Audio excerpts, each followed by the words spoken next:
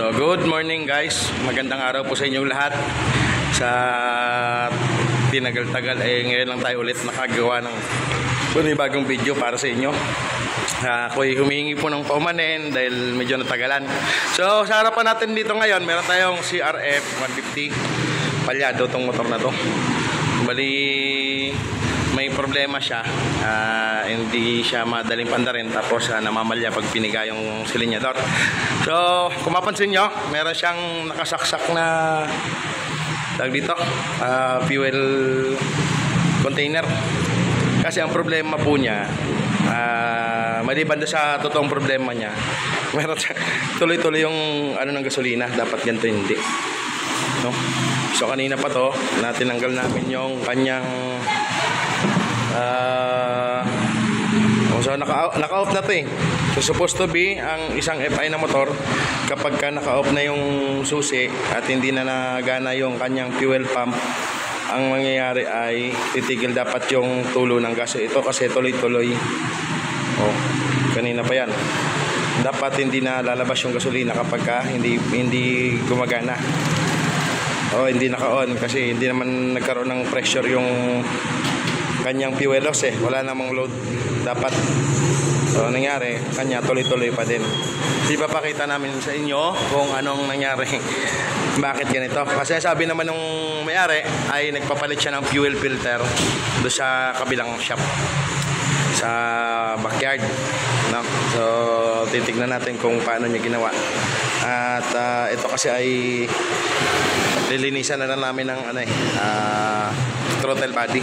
So napansin ko din na ayaw tumigil yung tulo ng gas. So babaklasin natin ngayon yung kanyang tangke, ang kanyang fuel pump. So yan, nakakalas ko na yung fuel tank ng CRF. So ito na siya. So mas makikita nyo ngayon dahil wala na siya doon sa may motor. Ayan o, tuloy-tuloy. Ang lakas ng tagas ng gasolina niya. So pwede rin itong maging isang cause dahil doon sa pamamalya. Kasi nga singaw to pagkaganto eh. Mababawasan yung pressure ng gasolina dito sa fuel hose na pinapasok doon sa may ating fuel injector kapag singaw yung pressure valve regulator. So hindi siya makakapagbigay ng magandang pressure na required ng motor para sa kanyang pag-andar. Pwedeng maging palyado nga siya. So ayan, babaklasin din natin to para malaman natin kung ano yung kulang. So mga boss, ito na pala yung fuel pump ng ating CRF. So ang kanyang filter nito kasi nandito sa loob. Hindi kagaya ng mga ibang fuel pump ng FI na motor na sa labas at nakaladlad po yung kanyang filter. Ito kasi nandito, nakapaligid sa katawan niya mismo. So usually pag bumili ka nito ng original na filter, may kasama na siyang dalawang wire. Ayan, ito. Kapag bumili ka ng ng bago nito at original, kasama talaga yung dalawang wire kasi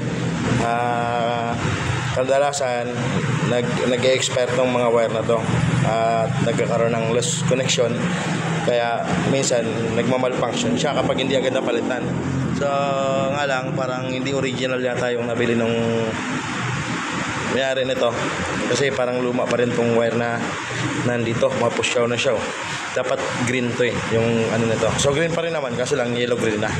So yung yellow niya medyo malapit na maging puti. Ayun, bubuksan ko to at titignan natin kung anong kulang. So yun sir, na-open na natin to, no? Ito yung kanyang fuel filter. Tapos anong nangyari, ito nga yung kulang niya. So mayroong o-ring dyan, mayroong o-ring din naman dito. Kaso lang, kulang siya ng sa pang-o-ring at saka yung guide niya rito. Yun, papakita ko na lang sa inyo yung ha. So kaya ganon yung nangyari, kaya tulo siya na tulo. So ito kasi guys, ang pwesto nitong kanyang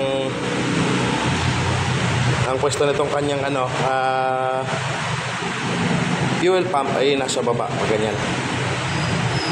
So normally ang mangyayari talaga kapag kulang dito ng seal, lalabas talaga yung gasolina kahit na hindi umaandar yung motor nyo, no? Kasi babad na to sa gas eh. Tapos ang kanyang outlet ay nandun din sa baba, no? Kaya lalabas talaga gasolina normal.